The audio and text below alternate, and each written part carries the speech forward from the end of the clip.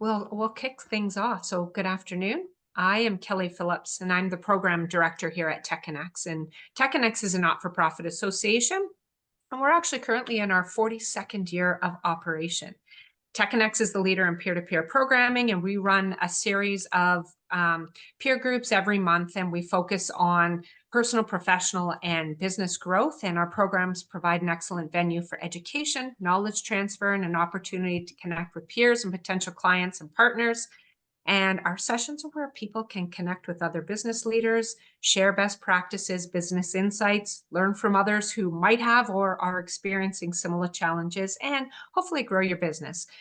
We run these lunch and learns on a monthly basis, and our next one's going to be taking place on Wednesday, April 24th, and it's on recruitment tech to improve your hiring practices.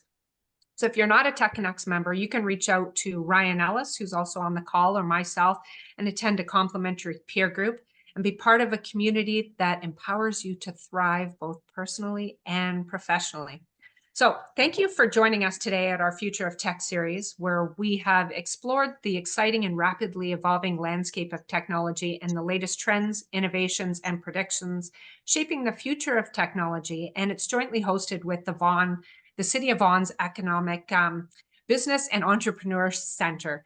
And the VBEC offers support and one-stop services for Vaughan's aspiring entrepreneurs and existing business owners, providing access to business information, resources, training, and hands-on assistance to start or grow a business in Vaughan. So thank you to Tara Longo at the City of Vaughan for helping me coordinate this series.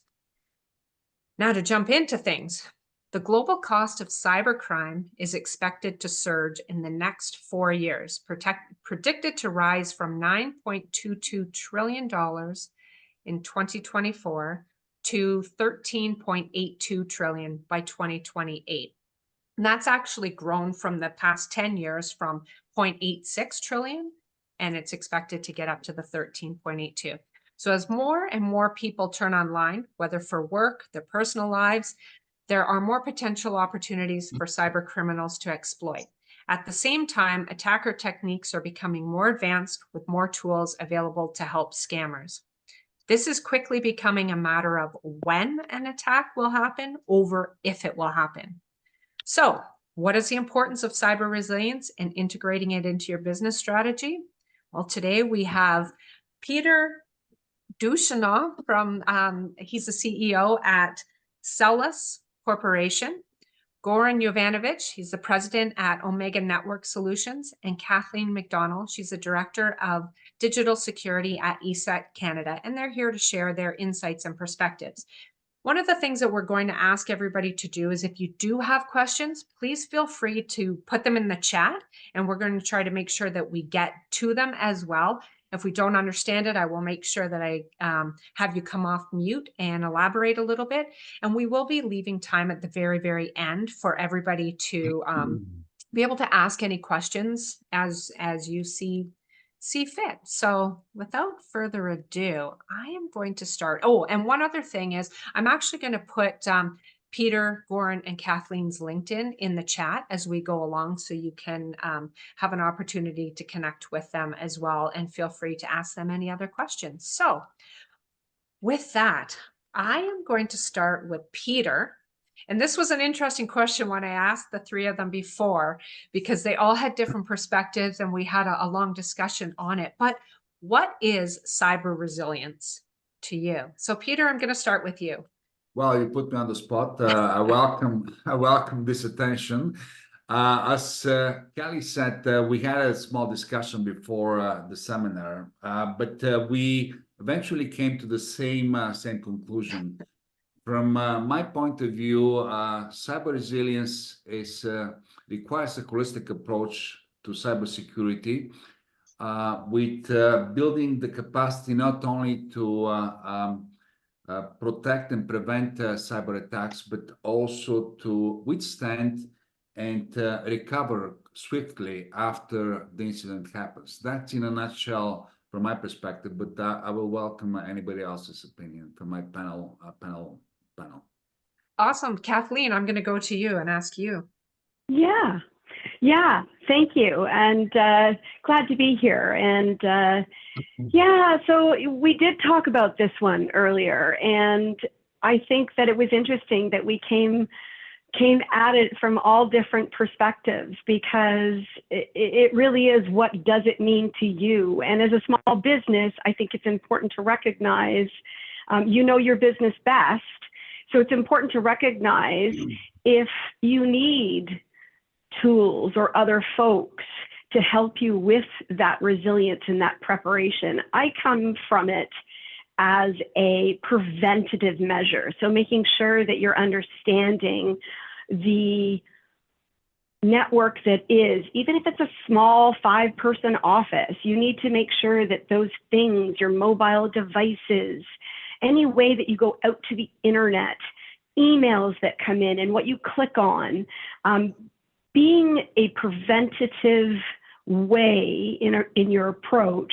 There are a lot of vendors out there that actually do this from a preventative measure, and that's in making sure that you're installing software that is there and that you're checking in on it. So for example, if you actually have a outdated server that's not up to the latest release from a vulnerability standpoint, if you're not paying attention to that, that's a gaping hole for these bad actors to come in. And medium-sized businesses today, they're attractive to these bad folks. And because they don't spend the time, SMBs don't spend the time on their security that they should, or bringing in the experts. And the hackers, they find it easy to break in. And once that is done, the rewards can be very big. So from a preventative measure, making sure that your software and that what you've chosen as your security posture for your business is up to date, I think is really important. And I'll pause there and maybe hand it over to Goran. And Goran, I'd love to hear your viewpoint on that. Sure. Well, I'm glad to be here. Thank you, TechConnects, for inviting me. It's always a pleasure to be on stuff like this. Yeah, we did come at this from a lot of different perspectives, from 3 different perspectives when we talked about it. And I looked at it from the actual word resilience, and I decided to look up what resilience meant after we talked. And looking at a dictionary definition, is resilience is an ability to recover or adjust easily to misfortune or change.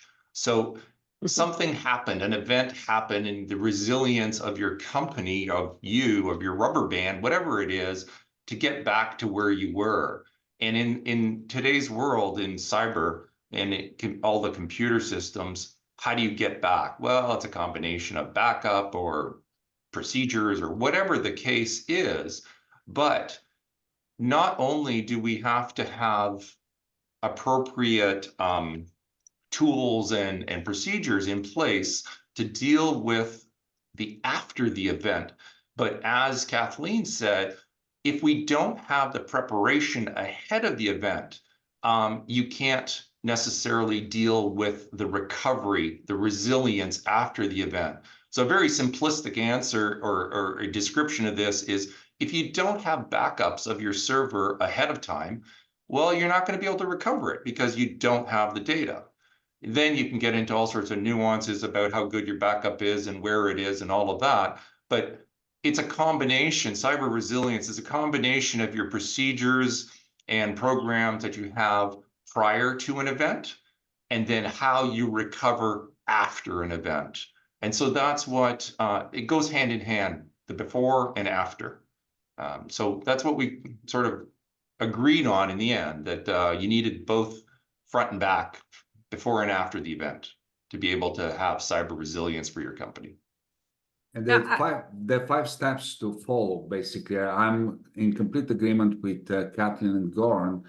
And those 5 steps, in a nutshell, are: the first step, being prepared; the second one, focus on detection, response, recovery, and adaptation. So those are the basically the steps that each organization should follow, the best practices. Sorry, Peter, I was furiously writing down your 5 steps there so that I have those.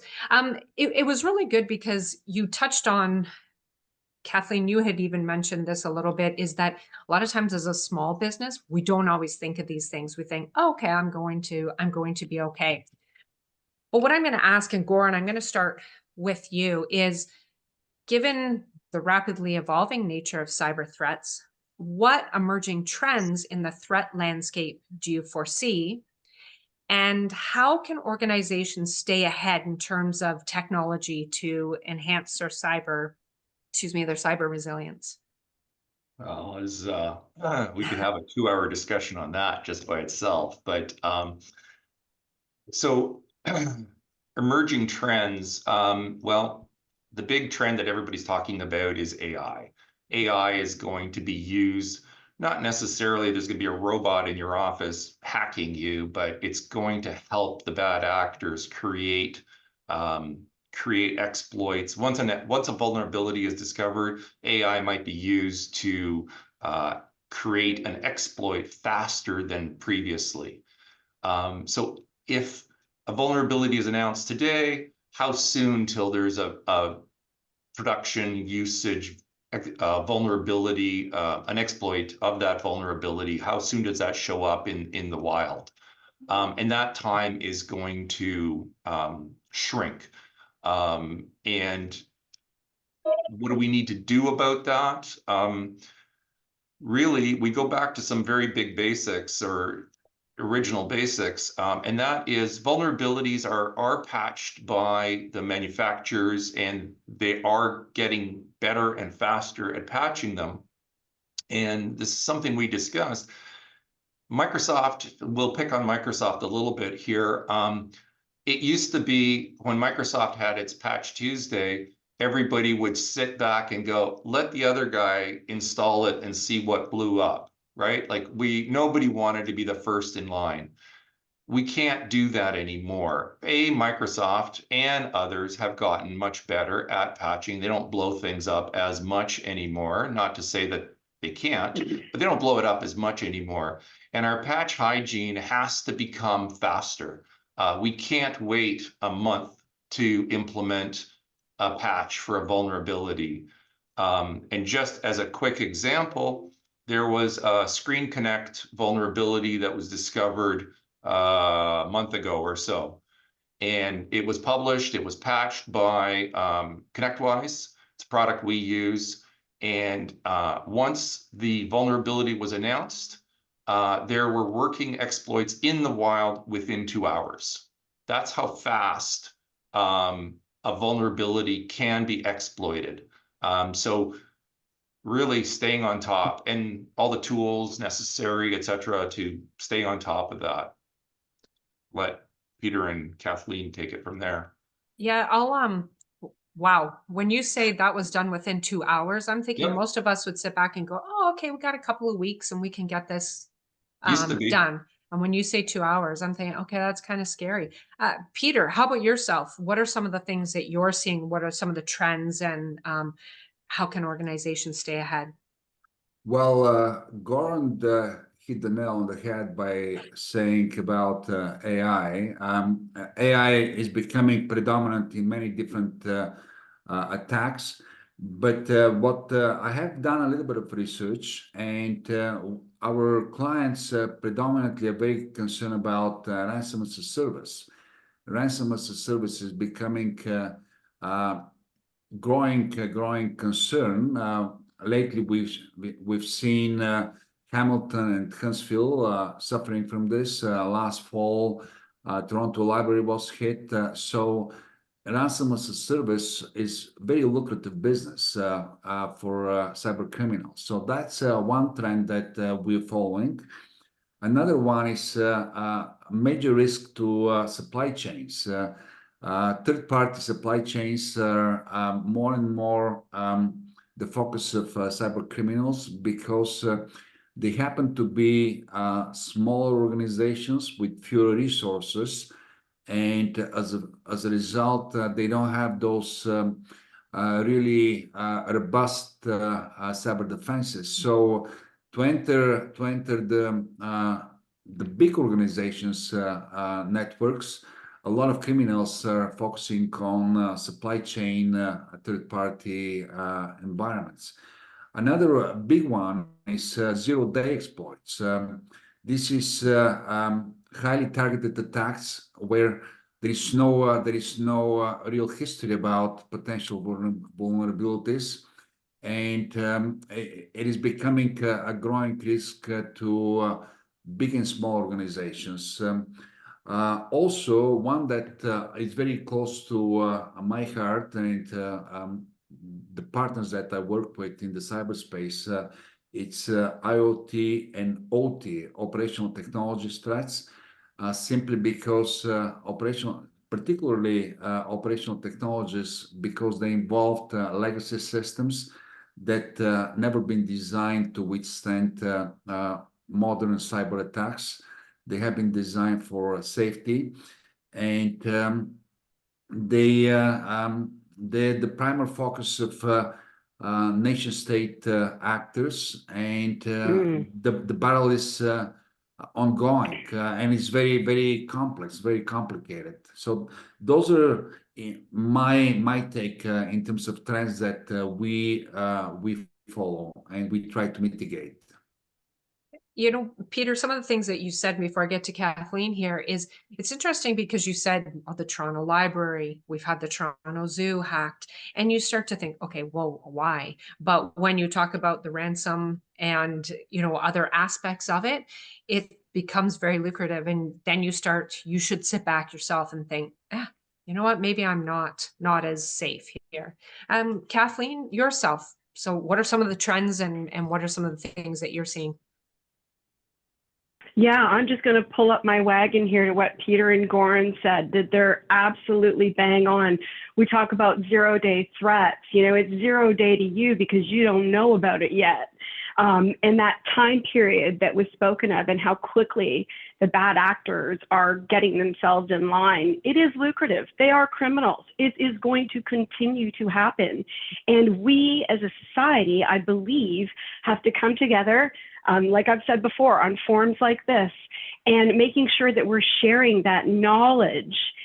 Knowledge is power. One of the things that I'm actually seeing that's trending, and that I get a lot of interaction on when I'm talking with clients out there and trying to help them understand their puts and takes in this bucket, is when your folks are empowered and understand the language of what is happening. So we're throwing around 0 day threats and we're throwing around all these words. Well, what do they actually mean to the person who's coming to the office to do their job on a daily basis that might not really understand what 0 day threat or what all that means? But as a leader in your organization or even in your small business, you need to make sure that your people understand what cyber security is. And there's other vendors like ourselves at ESET that actually have a program. And I would encourage everybody to look into this. It is something that it's ongoing training, that an individual that comes into an office that actually learns about what to look out for inside of an email and what not to click on that may have a payload of bad code behind it, and now it's unleashed into even your 5-person organization. It's now there, and it's going to cripple you and take you out at the knees. So knowledge is power, and that's one of the trends that I'm seeing, is a lot more clients asking me, how do we get our folks up to speed and understanding what that actually looks like? And that, I think, is something that we all can do in making sure that that knowledge is shared amongst all of us. You know, Kathleen, I think that's a really important aspect of it, is being able to, you know, look at some of these emails. I think that when I had read on this, emails are the biggest way that they're getting in. And we actually just heard a story in our cyber peer group on a woman. They were waiting for a DocuSign to come in, and that's how they attacked them, was sent her a DocuSign, which she's been waiting for. So what does she do, is clicked on it, and that ended up costing them $5,000. So it's interesting to be able to understand some of those threats. Goran, Kelly, you had, yeah, go ahead. Sorry, I just wanted to add something to Peter's ransomware as a service comment. And we think about the bad actors, the criminals, and sometimes the image you have in your mind is the people who smash and grab something out of a jewelry store, and they just do that, and then they sell for 10 cents on the dollar or whatever the heck they get for it. We need to think of cyber criminals, the ransomware people. We need to think of them as running a business. They are running a business. Some of these cyber gangs, some of these ransomware gangs, they have help desks where you can call up to help after you paid your ransom. You can call up to get help to decrypt your servers. It's a business. They pay those people to be on the phone to help you after they encrypted you. So think of it as a business. What does a business want to do? They want to make money. They're going to do this as long as they can make money. So change your thought about these criminals to not just be criminals, but criminal businesses. And their purpose is simply to make money. You need to think about it in that respect. So Sorry. some of them are helpful criminals at the end. Yes. And reputation, and reputation is extremely important to them. If they take your money, if they take a ransomware money from company A, B, and C, and they don't help them, or their decryption tools don't work, they can encrypt D, E, and F, and they're not going to pay them because it's going to be known that their decryption doesn't work. So why bother paying them? So they actually have to service you so they can get more clients to pay them later. But on the flip side, Goran, also some organizations in North America experience several times being hit by the same ransom actors multiple times, and unfortunately, this happens. Yep, it does. Peter, the statistics show that you're 80% more likely to get hit again once you've already been hit. Absolutely. So they know it's you're a going to matter of pay. getting in. They know you're going to pay. Yeah. And they actually categorize that. So my stance on this, I don't know how my friends feel about it, is you can't pay. Do not pay. You're going to be known now as you're going to pay. What you do need to do is gather the good people that are the experts on your side and go back to our first part, which was, how do you prevent this? How is your resilience? What is your security posture? And take care of it continually at the forefront. Because if you pay, they're coming back. Yeah. My view. Agree 100%. Yeah.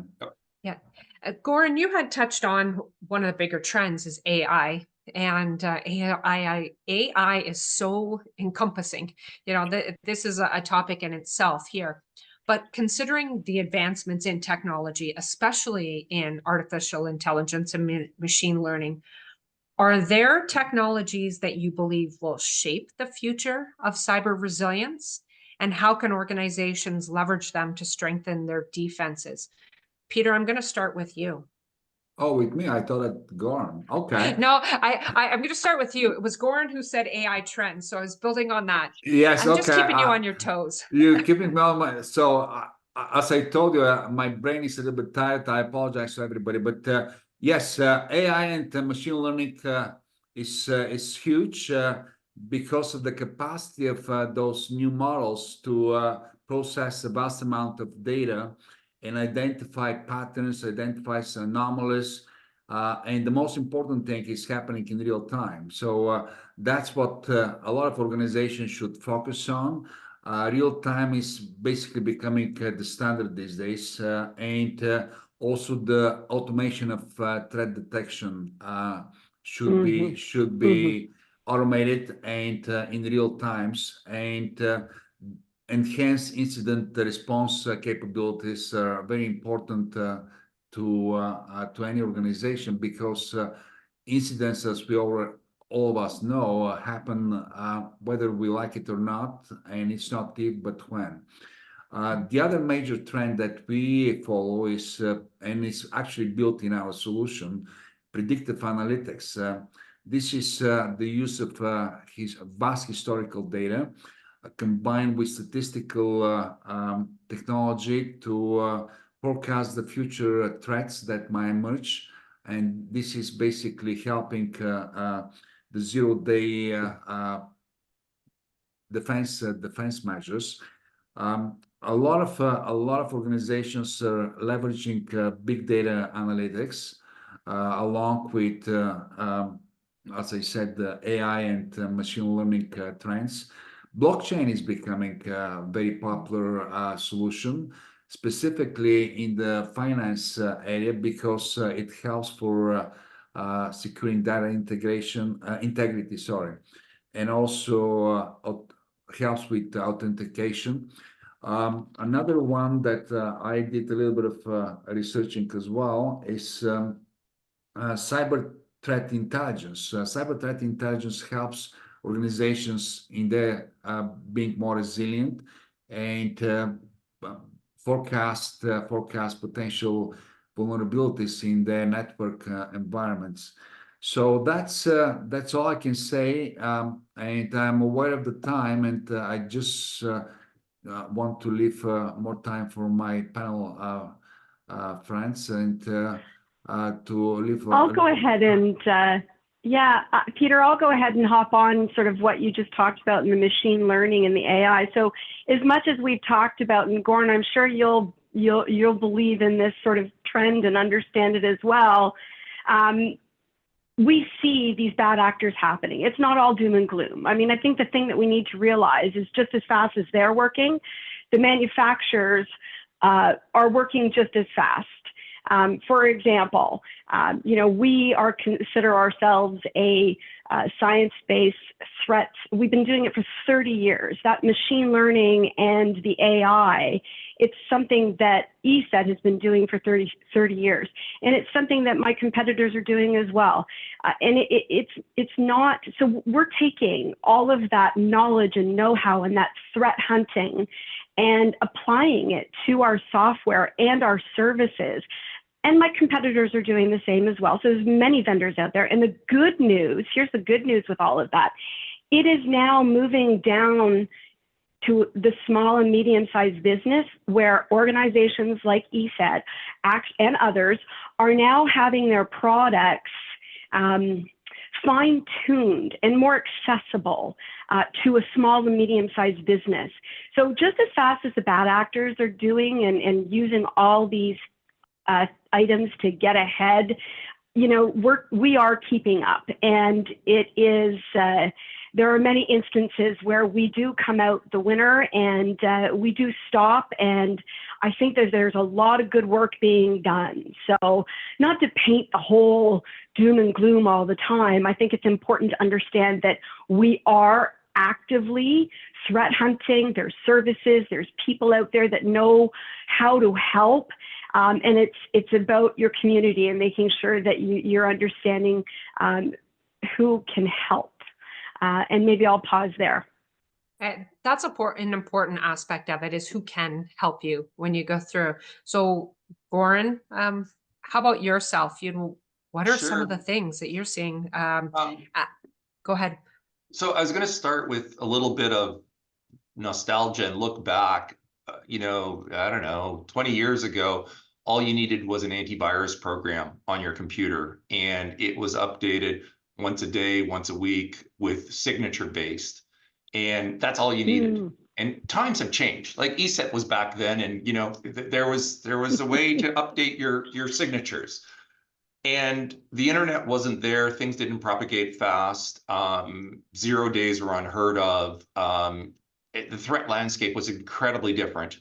Over time, this has changed to multiple times of signatures being updated during the day. Then there's shoot it off to the cloud because the computers can't hold all the signatures. And then we move to behavioral, and then we move to And now we send all sorts of information up to the manufacturers like ESET and all of the other competitors.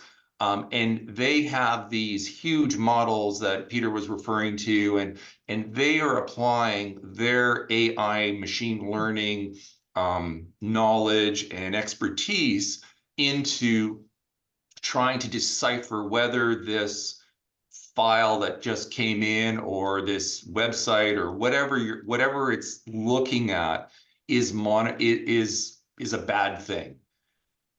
So that's kind of from a simplistic antivirus malware progression over time. But over time, bad actors and the threat hunters have found different ways to infect or compromise your computer.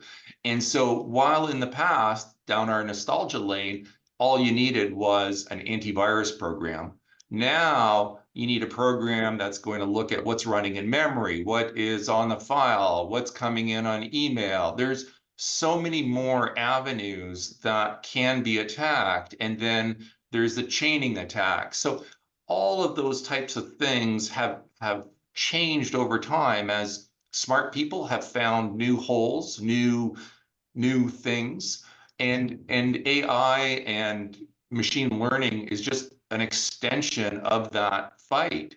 And so companies like ESET are incorporating some form of AI machine learning into their tools that get deployed at the workstations that's at your companies, and they are helping fight that off. Like I said before, you're not going to get the little robot sitting there watching everything as it comes in, but the tools that you use will start to have AI machine learning incorporated into them. They'll be talking to the cloud, and they will be looking at what's going on your computer and monitoring it. And the bad guys are going to be using AI and machine learning to try to figure out how to break through all of this stuff. So it's what's that called? Interesting. Yeah. Always interesting. Never a dull moment. Every day is different. It's called predictive analytics. You just try to forecast. Yeah. I want to ask a question that came in the chat from Prasad, and it does deal a little bit with the ransomware side of things. And I know you're not in the insurance side of it. And Kathleen, your feeling on, not even paying the ransomware, but what's your opinion on how would cyber attack insurance work when dealing with ransomware as a service companies? Anybody want to tackle that? Well, I can step in because. Oh, go ahead, Peter. Go ahead. Please go ahead, Peter. We'll start with Peter. I'll go with Peter, and it. then I'll come back to Kathleen. I just wanted to mention that we work extensively with cyber insurance companies because from a cultural standpoint, our observation is that 2022 and 23, I might say, the companies, and I'm speaking particularly in Canada, were aware of the cyber risks, but they did not allocate a lot of time and budget to mitigate the risks that were basically floating around. And now we see in 2024 much more sharp and laser focus attention to cyber defenses, because cyber insurance is playing a very useful role in an overall ecosystem of cyber defenses, because a lot of companies are very aware of their reputational risk. I think Goran mentioned this earlier, and because if your operations come down, if your data, especially clients' data, gets stolen, it's a major reputational risk. So we're working with clients and along with cyber insurance companies to basically enhance their maturity posture, and it's becoming more and more prevalent in the market space in terms of companies looking for cyber insurance protection.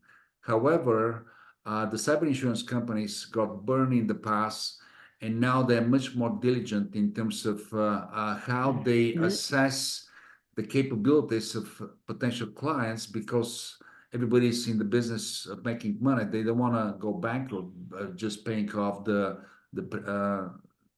whatever the premiums are. Anyhow, so that's in a nutshell from my end. But Kathleen, please jump in.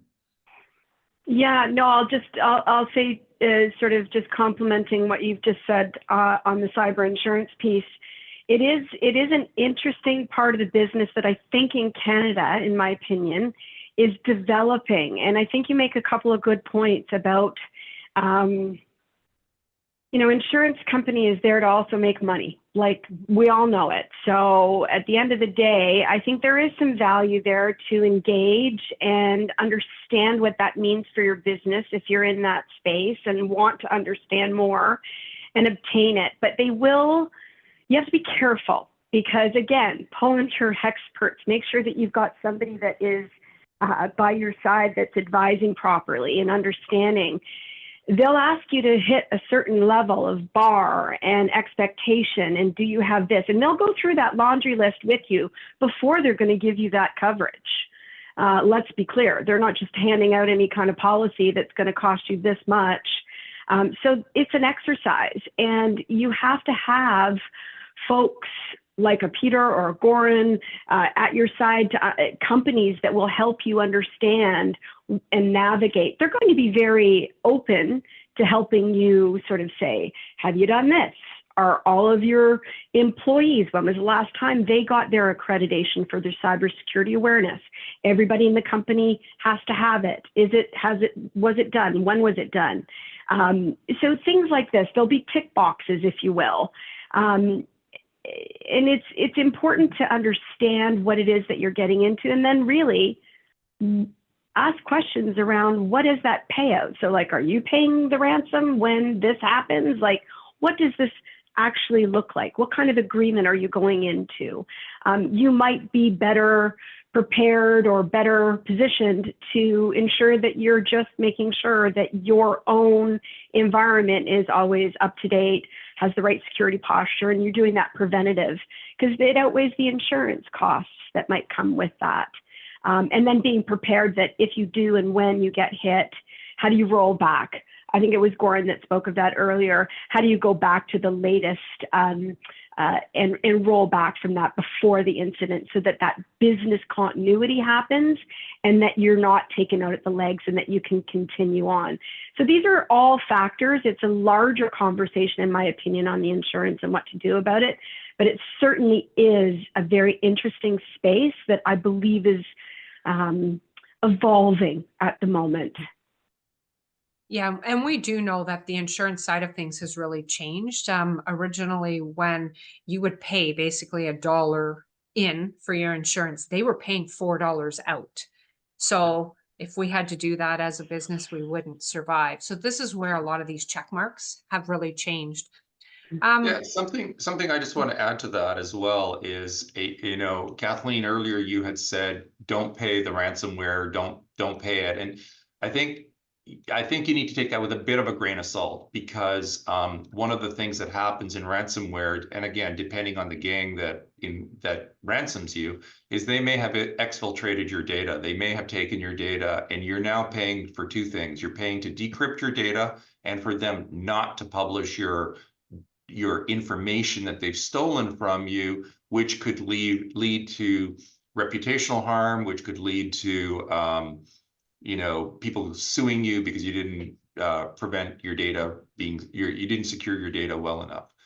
But back to the insurance thing,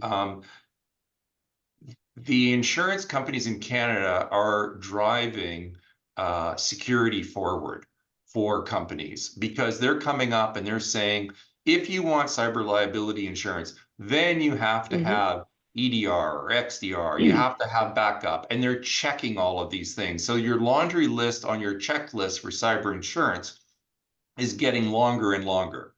And that is then forcing companies to implement whatever they didn't have to be able to get the cyber insurance. However, people might be tempted to go, oh yeah, I've got that, and tick the box because it's a yes or no question. If you tick the box and you really don't have it, and you have an incident, and they figure out that you didn't have it, say goodbye to your insurance. They're not paying. They're not paying. And so it's extremely important to make sure that when you're filling out those forms, you understand what you're saying yes and no to. And, you know, is it a nuanced yes? Is it a nuanced no? Like, just be really careful, because you may be paying thousands of dollars a year for your cyber insurance, and you will get zip out of it because you answered something incorrectly. Prasad, I see your hand is up, so you probably have more to add to this or ask. Thanks, Kelly. Phenomenal conversation. The question is, and I always, I run a technology company, and these are all things that we're thinking through as we're developing our new platform and so on. I always look at a term, what I call the risk to return. Absolutely 100% correct. If something happens, we're in deep trouble. We gotta, pay out the ransomware, or we have to figure out a way to stop the attack from happening. 100%. If you're a hospital, if you're a government organization, if you're a very large business that has personal credential information, credit card data, for lack of a better term, voting methodology, all that. As a small business, I'm dealing with my small business customers who, they don't have any sophistication for cyber resilience in any way, shape, or form. I have two-factor authentication on my system. I've got some security, doing the communication pieces and all that. How much money do I spend on all this stuff in order to become cyber resilient, in order to manage my, 300, 500 small business users, and then, spend money on insurance? Like, there's got to be some kind of a threshold that says, okay, if I'm beyond this threshold, I need to spend some money, beefing up my security. But if I'm less than this threshold, do I really need it? And, how much can I get away with? And I think it comes down to percentages of attacks on, for example, small businesses versus medium-sized versus large businesses. And I'd love to get your input on that. Prasad, I may answer your question with kind of a recommendation. We specialize in cyber risk quantification analysis. When I say cyber risk quantification analysis, it means that the technical risks, our platform has a scientific and mathematical algorithms built into it to translate the risks into dollar amounts. And we guarantee plus minus delta in percentage terms of the actual cost that you will have to spend to mitigate all the risks in your environment. However, to the point that you made in terms of bigger organizations have more resources and small organizations have less resources, this is a recognized risk, and there is no basically a simple answer to this. And as you grow as an organization, you have to basically optimize your environment. When I say optimize, doesn't mean that you buy a number of tools, and more often than not, they contradict with each other, and they open more vulnerabilities in your environment than they save. So it's very important to focus on a company that will help you to optimize your overall network environment and increase your maturity posture. So there are a number of companies, we specialize in this as well, but it is an ongoing battle between And the smaller you are, the criminals out there, they know that you lack the resources. And if you have any valuable data, no matter how small you are, they will attack you and they will ask for a ransom. So it is a catch-22. It's a catch-22. Kathleen? Can I just say something here? I see it every day. Prasad, it's getting easier and better because what's happened now is the manufacturers like ESET understand that you can't just deal with the hospitals and the critical environments. We understand, especially in Canada, most businesses in Canada are the small to medium-sized business and are struggling with this. The good news here is that many of us as manufacturers have been able to make a product that is turnkey, that is a stack, ESET on ESET on ESET. So you talked about multi-factor authentication. You talked about managed detection and response. All of this AI and machine learning is already built in and is a very simple offering if you're willing to do a cloud scenario. Some scenarios need to stay on premise and you need to actually have the physical equipment there.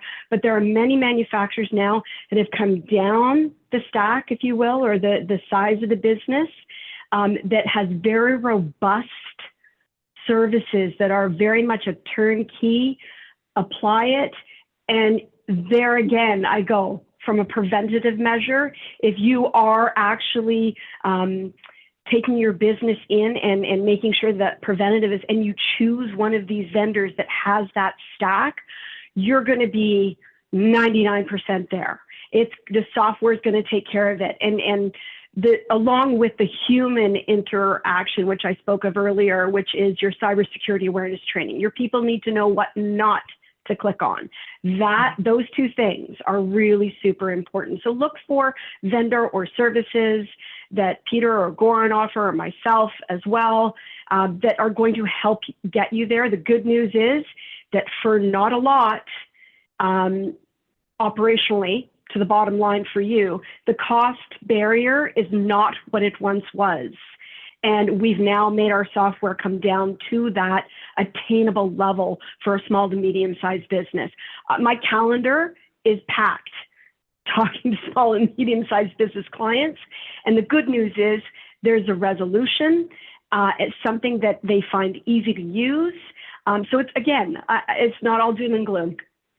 I hope that answered your question. Something else that I could add to that, Prasad, is every business owner has, as soon as they start their business, they assume risk. And they have to evaluate risk every day.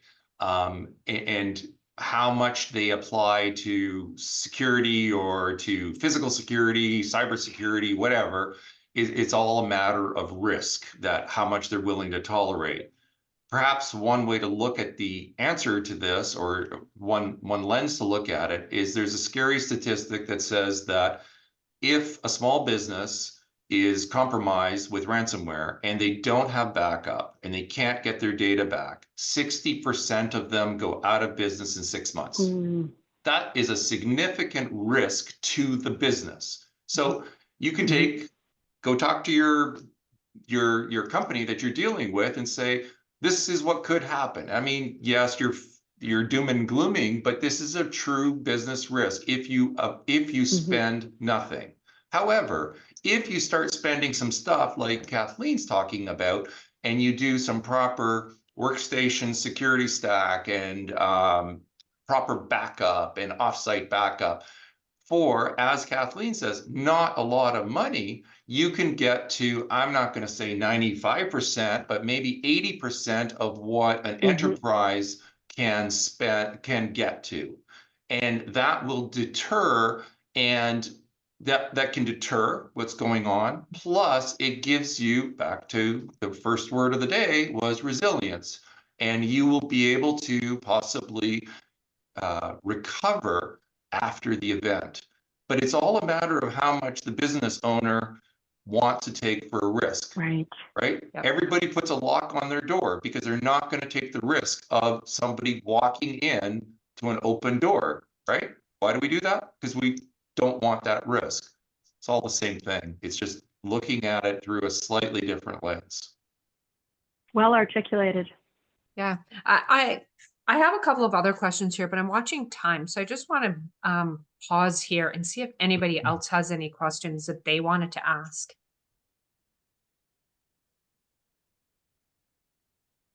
Okay.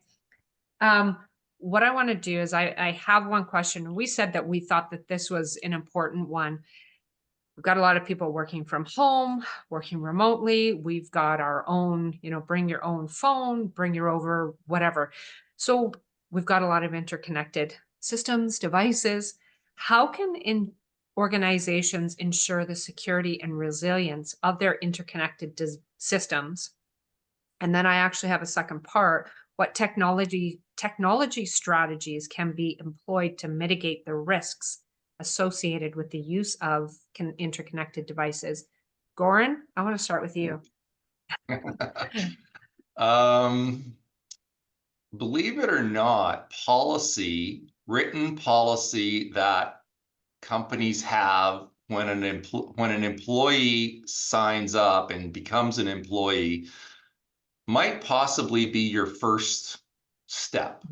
And the reason I say this is because everything else after that is a negotiation with the employee on what they're going to allow you to do to their equipment. So if you, as a company, say, thou shalt not use your personal phone to access company email, you have now declared a policy, and your mobile devices, you are going to supply every employee that needs to access their email with their own phone, right? Okay, now, not everybody's going to do that, but then you can say, okay, if you are going to use your own phone to access email, then you must consent to letting the corporation put on a mobile device manager that will allow us to wipe the company portion of email off of your phone.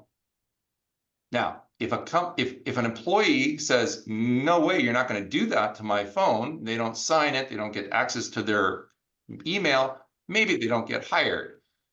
So from a policy perspective, you need to lay out some rules ahead of time. And if you don't have those rules and you want to put them in place, you're going to have to work through employee relations and figure out how to present that to your client or to your staff. But after that, if you want to, there's technology like mobile device management for phones. There is things you can, you have to instrument people's computers with the appropriate security stack. One of your policies may be thou shalt not use personal computers to access corporate data. Again, we can put technology in place that prevents that, but you also want to probably have a policy about that. So there's a combination in my mind about policy and technology that can work. But you can't ram policy down employees' throats without properly thinking about it and what are the consequences. If you do this, maybe it'll cost you more, maybe employees will leave, who knows? But you need to think through all of that type of stuff. But there's lots of technology that could help protect the computers, the IoT devices, etc., that are wandering around at Starbucks and home and wherever else they happen to be. Yeah. Peter, what are your thoughts on that? Well, Goran summarized it perfectly. The only thing that I can add is that from a technology standpoint, and we believe that identity access management is probably one of the biggest technologies that are playing a significant role in the overall cyber resilience of the organization. Excuse me. Because these days, phishing and social engineering are predominant tools to get into the network. So we're focusing quite extensively on identity access management, also on continuous monitoring of the operational environment, And I think speaking of technologies, because I don't want to repeat Goran's summary, which was excellent, I think microsegmentation and network segmentation technologies approaches, I should say, help very much in mitigating those risks. Kathleen, what do you have to add? Yeah, I'll just add what the two other guests said. I think that they're spot on. I think that the technology is there. And I think as long as you lead with that people first strategy and explain to folks why you're doing this and what the exposure is, they'll understand, they get it. And, it is important to let the technology do its work, and multi-factor authentication. It is about identity and access, data at rest and data in motion. And somebody mentioned about, you're at the Starbucks. Well, yeah, it's open to the internet. You need to make sure that if you're on that notebook, that you're accessing the company's information correctly. And you, as the owner of that company and as the leader, need to make sure that that's taken care of. You have a responsibility. Well said. Okay, as we look at the changing landscape of cybersecurity, cyber resilience, and we talked about shifting from, if it's going to happen to when it's going to happen, what is one key takeaway that you would like, or one key that you would like people to take away from this? Peter. Well, if I have to summarize it, risk is everywhere. So people have to develop the right policies and be going through training and be aware of the cyber risks. The technology is secondary. The human factor is number one in preventing all the attacks happening in the organizations. And as we know, the internal threat of disgruntled employees or whatever is a growing threat as well. So the human factor, we have to focus on human factor training. Well said. And that's where it all comes down to is people first there. Kathleen.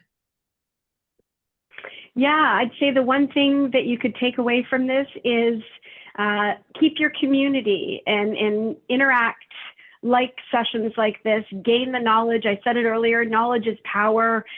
Make sure that you have a relationship with folks like Goran and Peter and myself. It is important that you are keeping yourself up to date. The bad actors are moving quickly.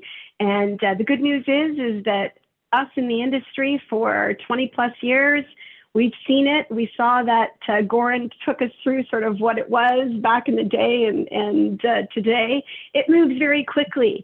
So you need to have that relationship with somebody that you actually can turn to for that support and knowledge, and keep yourself aware that is got to be one of your priorities now as running an organization. I would say it is a responsibility, and you're doing yourself good by making sure that you're keeping your business growing and going and safe.